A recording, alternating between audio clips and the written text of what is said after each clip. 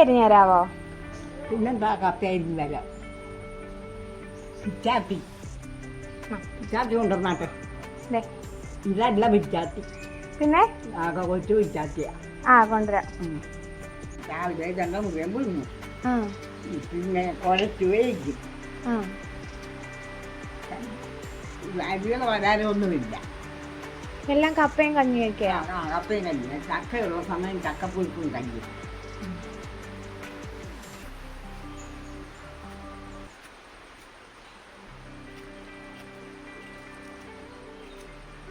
പിന്നെ കാച്ചിലും ചേമ്പിൻ്റെ ഒക്കെ കൃഷിയുള്ള സമയം അതെ.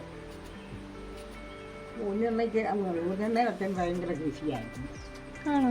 കാച്ചിലും കപ്പയും എല്ലാം. ഓണം വന്നാൽ എത്ര രൂപ പാവയ്ക്കായും പയറും വിൽക്കുമെന്നറിയാം. ചുമട്ടുകാരൻ സഹിതം പാവയ്ക്കാവുണ്ട്.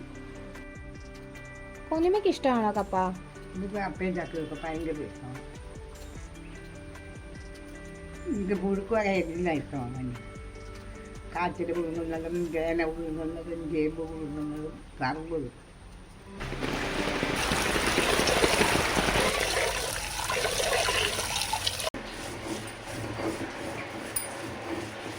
മീൻകറി ഒന്ന് തുറന്നു നോക്കാം.